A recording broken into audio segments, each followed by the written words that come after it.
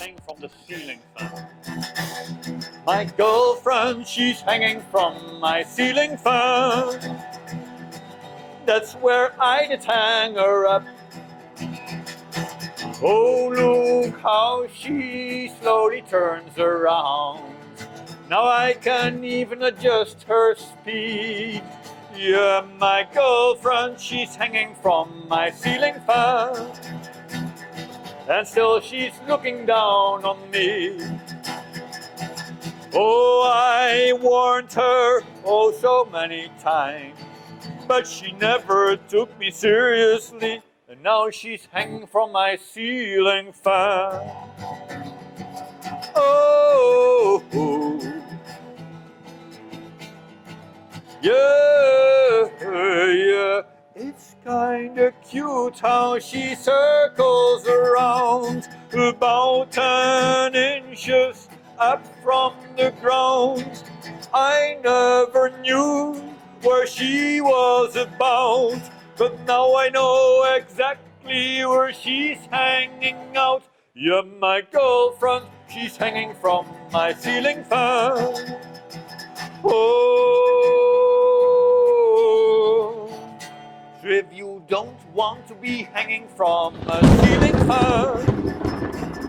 Hi, Here we Jeroen. are. Hey. Welcome to the show, Brainstorming. Thank you. How do you feel this atmosphere and all the things? I'm very excited to do some brainstorming here at the quarry. Now we are going to start my program. It's named as a Brainstorming with this Jeroen Elout. I don't know how it works. Let's see. Let's Yeah, see. I'm going to asking what some we can questions. brainstorm about. Questions about the diving, deep diving, sailing, and how their life goes on with the traveling. I feel like it's my first guest is really honored to interview Well, that's the mutual. first time. Yeah. This is Jeroen Elout from Netherlands. You can call Holland also. And he's a full-time traveler, right? Like sometimes. yeah. Sometimes, okay. And he's a sailor. I first of all, I met him in Kochi with his boat, but you don't remember. Oh, maybe. you came to yeah, the boat? I'll be there. Okay. I'll be there for the cleaning and all the stuff. Oh yeah. All right. Oh, thank you so much. Yeah. With Nevin and Vinay and like Yes, the Nevin, whole yeah. gang. A few of my friends have couch surfing. Yeah, We were there, yeah, and that was a very nice experience. I never seen any boat like that. Alright. It's a sailing boat. Yeah. First of all, Sure. what you would like to say about your life currently? Oh, what I like to say Share about my for the- life. I feel very blessed in many ways that I can do what I'm doing, reaching out to people, to communities, to connect them to the ocean. Like, I feel that I've been helped a lot by many people doing what I'm doing, and I like to pass it on to others. What is the impact in the current world, the technology influence in traveling and life? Yeah. Yeah, with modern technology, like everybody starts flying around as far as possible. Everybody wants to go like to exotic places. They stop exploring what's close by, and we all know that it does damage to the world, and still we got in this habit to do that. That we need a certain amount of holidays per year, and flying is like just something that we do. Yeah, it's a little bit sad. That's we already talk about the sustainability of the travelers, and I've seen many travelers from the foreign countries are really responsibly traveling through this environment completely. But what is the How do they travel responsibly? Are they means cycling around? Or? yeah, very yeah, ethical yeah. travelers like cycling like, and what a sailors. fantastic way to explore the world, Yeah, right? of Cycling course. at your own power, Yeah. knowing that you're not doing much damage to the world, like compared to just flying. Just flying and Yeah, you don't even get to see what you fly over. You just sleep, Yeah. and then you end up in another country, It's and then another all the fast damage thing. has been done, and then you make some pictures, and then you fly back home. Yeah. I think like most of the people flying like it's a business trip, flying, landing, couple of days, and another couple of days. Like they are like watching the magazines of the tourist magazines, like they're traveling like that. But many people traveling like hitchhiking with depending some other people. Some people are traveling like with cycle, and they're just sometimes they're taking, very rarely taking flights for the switching the continents. Yeah. Very rarely. Yeah, that would be also my way to do it, because like it's very social. You're using transport that's happening already anyway. Like you get to know local people, and you limit a little bit the carbon footprint. Yeah. What's your suggestions for the new travelers with ethically and sustainability? Do you have any instructions or like friendly reminders for them? Yeah, I mean, like, try it out. Cycling and sailing are just like two ways to just move. More like, adventurous. Yeah, and also economic and very intimate with the country. Like if you cycle through a country, is pretty nice. Like it's really cool. Like if you just got your own tent with you, like you don't always have to use it. If you have a nice hotel, you stay there. But if there's no nice hotel around, but the scenery is beautiful, then you just camp. And if the weather is good, you know, and you're not rushing to a busy city all the time just to have a bed. Like like when I see a lot of travelers, and then I don't feel jealous. But when I see people cycling through countries, I feel a little bit jealous. And I've done it myself a few times, and it's a really interesting way of traveling. What is your freedom of your traveling? You're mostly traveling alone, right? Yeah.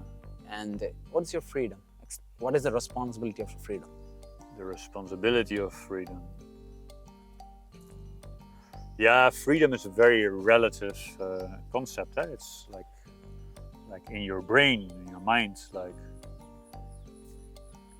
so, I sailed from Africa to Asia to get out of the pandemic. Is that freedom, or am I stuck on a boat? Like it's whatever you want to think about it.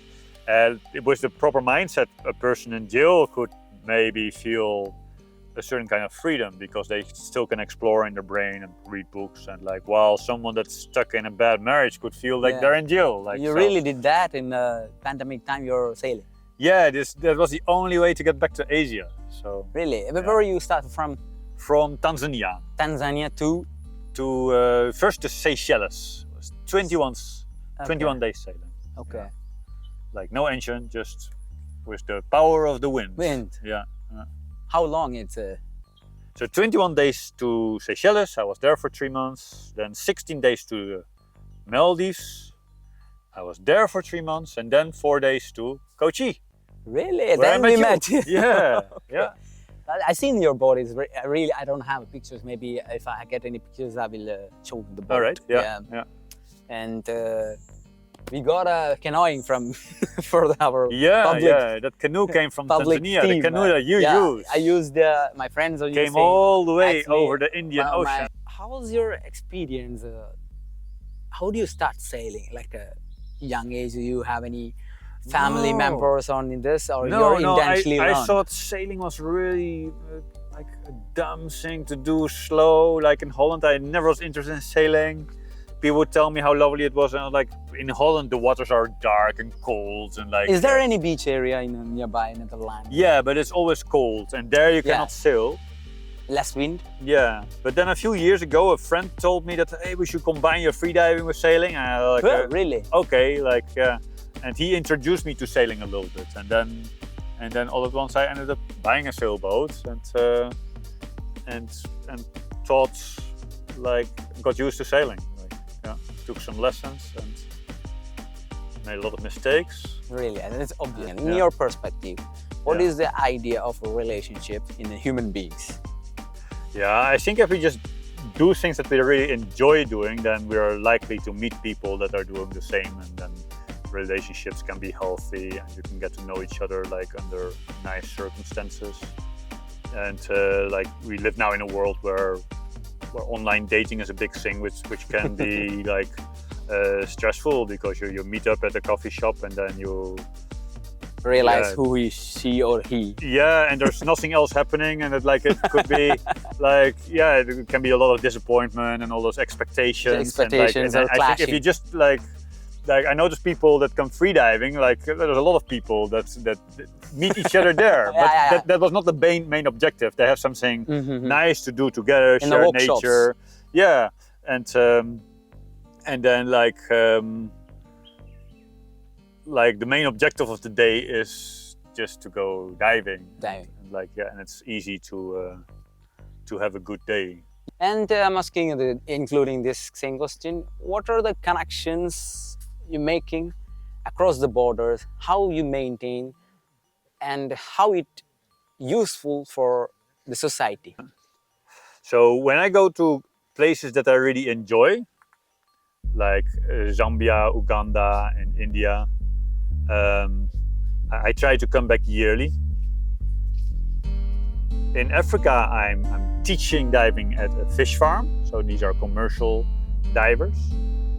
And in India, I found out that there's a lot of people that really like it. I prefer to travel to places where I know that people want to get into freediving, which was the case with India. I came here first, thanks to a friend that made connections. People knew I was going to come, and they were already excited about it. So, and I feel that it does impact, because the people that I teach, they start loving and caring for the ocean. The philosophy of traveling and the reality. The reality comes change. Okay, yeah. With your philosophy of traveling, and everybody have their own philosophy about the traveling. I'm traveling like this or this way. We have. Yeah, I mean, I think. But the reality. For me, with a Dutch passport, travel is relatively easy. It's safe, but depending, I found out that depending on what kind of passport you have, there can be certain risks involved. That you get stuck at places, that they are rude and not sensible with people, a little bit worrisome, a little bit scary. When you're traveling all over the world and you have your missions for the society, you're doing free diving classes, and you're spending all the life in your. What is your a generative income by the side you're making? How do you survive? How do you live in the society? Well, I've been raised by two minimalists. Yeah, my mom and my dad were both minimalists. They wouldn't call themselves minimalists, but they were just very smart with how they spent money. So they didn't call themselves minimalists, right? But if you would look at them, how they lived, most people say, oh, that's a minimalistic way of living, you know, like fixing your things instead of buying new things, and so that rubbed off, and I like living that way. In the Philippines, I like to grow my own food, and when I travel, I use the bicycle, or I kayak from island to island to save some money and stay fit, and so that's one thing, that by spending very little, whatever your savings are, can last a very long time, especially with the fact that in the Philippines things are more economic. And I get donations. We accept donations. So we like to offer the freediving for absolutely everybody. But there's a lot of members that are very, very happy and very thankful and some of them are very generous, and that's encouraging for me to just keep doing what I'm doing, because it's the costs get met by what comes in, and so those combining factors makes it possible to do what I do. And what is your other entertainments, and what is your other a business or anything for the meantime? Any other, your freediving and any other activities very close to your heart? Okay, so every year I teach diving at fish farms in Africa. So that's a job that I get paid for. So that's one. Okay. I like to play guitar. Really? I once in Singapore I used to make money playing guitar, but that was just only for a few months. Then you start learning from a young age. Yeah, there was always a guitar in the house. We were all your parents are already influenced. My brother, my older brother was playing guitar. Okay.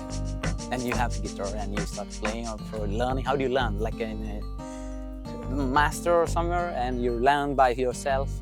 No, I had a few lessons and then just Basics. figuring it out. And just like, Okay. yeah. The basics, then you're figuring out the different codes and other things. Yeah. Anything else? And well, through my life, I've had many different jobs. And you skilled That's, exactly learning, you're working for learning the skills, or you're just working for the money? No way. Like, nah, it was, well, sometimes for the money, but very often for the experiences. And when I grew up, like, there was a lot of work in Holland, and it was very easy to get temporarily jobs, which I liked, just to get to know different industries and learning. And, so yeah, it was hardly ever about making lots of money. It was just like getting to know the planet and what's happening and who is doing what. And, but I always got back to diving. Diving was the red line through my life, like teaching diving. It's the main entertainment. Yeah. In your life, solitude and silence, how it combiningly executing for your empowerment? So my period with the most solitude has been my sailing, from Tanzania to the Seychelles. That's why this is very important. 21 days by myself. I remember the first few days were, like, I guess I was in stress because the mobile phone stops working and like you start soaking. Oh, nobody knows that I'm here. What if something goes wrong? And you don't belong here. And all the dopamine, they say it gives dopamine, right? It's gone. So you're like a junkie, like, oh, and then after 3 days, I transitioned and I got used to it. Yeah. And I just started reading books and cooking and fixing things on the boat. Yeah, every day you have that kind of works. I did not feel really alone. I realized there's many creatures in the ocean that are just trying to get through the day, like just crabs living here and there on the boat and just birds that come by. And I was just one of those creatures just trying to make it through the day. I did not feel alone. Yeah. And I felt that my thoughts could go deeper because there was no distractions. Yeah, it's a kind of meditation. Maybe, yeah. Like with your phone, you're always, what's new? Like, so you don't get a chance to go in depth with your thoughts to the bottom. I want to get to the bottom of this brainstorm. Yeah. You don't get a chance because, like, but what's on my phone? So you never. Proper brainstorming is happening in the sailing days. Yeah. And then before that, I did a 10-day Vipassana course where you're not supposed to talk and meditate for 10 days. And before the sailing, before the sailing, yeah. Okay, that's cool. And I found that very tough. 10 days in silence. Yeah, just sitting there, not talking, not moving. But it did something with me, and I did use that concept of 10 days sponsored thing. Like I moved up to free diving. I did it in Nepal. Nepal, okay. Yeah, and afterwards I thought, I want to offer something similar to people that want to learn diving. So then that's offering your a 10-day package where they get food, a place to sleep, and they get trained to be freediving coaches. That was the concept, and that's what we run every year. Then that's a silence and solitude explanation in your life. Yeah. What is the concept of home for the future generation? So I'm 70% of the time I'm in the Philippines. Oh, you mean for people in general? Yeah, it means, what do you feel like a home? You're all the time running away from the home. Yeah. You're very less time in the home. You're like a very comfortable position. You feel like everybody is surrounded. Like I can feel at home on my bicycle with a tent. Because like I'm not raised in a very strong family structure. Like I'm okay with my siblings, but we have complete different lives, and we don't miss each other. Different. Yeah. While like in Asia, most families they stick together, and they have to look after each other, and it's expected. And like so, then the idea of home and family is very different than what I'm grown up with. Then you're saying everywhere is home. Yeah, I'm more at home on my bicycle with a tent than in some cities in an air-conditioned room. Like I find them sometimes a bit depressing because you just lock yourself away from everything that happens in the world. Yeah. And like it's okay for one day, but the second day it becomes a little bit too boring. What are the importance in your food? In your traveling, because every state is covering, or every place is in India or any other cities, they are changing all the recipes and all the basics, spice level and everything. Yeah, so I really like coconuts. Really? Like Yeah, a Kerala. and I can just eat coconuts by themselves. Like I've Good experimented. idea, yeah. Just having eat coconuts. You all can the time. survive one day or many days. Yeah, I think many because days. you're traveling through the beach and many coconut trees are surrounding. Also, yeah, but also like in most cities you can just find coconuts. Yeah, They're kind really. of safe and they're really healthy and they got everything you need. Like so, I mean, sometimes I get into all the Indian cuisine, but very often also not, because the first year in India, I like everybody, oh, come eat here. And I got really like started getting fat. So like, okay, Because of the oil? yeah, I don't really enjoy that anymore. So now I'm very happy traveling with a bag of nuts and dried fruits, and like just like how a dog has dog food, you know, and that's the only thing you eat. I got my dried nuts and fruits, and if I have to survive a few days on just that, I'm quite content. I'm quite happy. What you keep in your boat when you're sailing 21 days? What are the minimal? Do you need to bring a lot So of there was a fruits? lot of nuts and That is nuts and things. and dried Dried fruits. Actually, there's a lot of vegetables that stayed very good. Like cabbage stays good for 2 weeks. You 2 just weeks. peel 1 layer per day.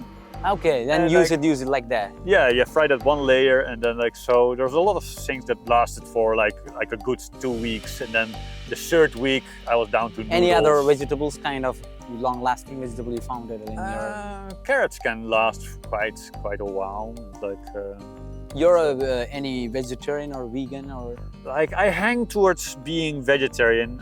Or a vegan. I'm not always vegan, but I agree with all the arguments of vegan people, really? and I think the world would be better if like we would They're killing the all animals hang and to. the Yeah, it's too much. It's content too of much. water Yeah, it's consuming too- for the Too meat much production. suffering and yeah, it's just a bit crazy. Mass murdered and grown in little or huge buildings where they never see daylight. That's just. I prefer not to participate in that. Okay. How do you maintain your emotions?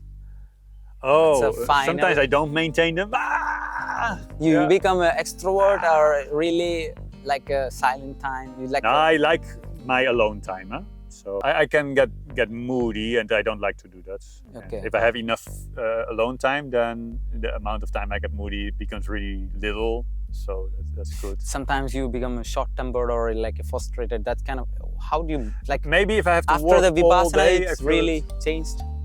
Or your sailing time, you're Oh, shaping I'm your not sure character? if it really changed. No.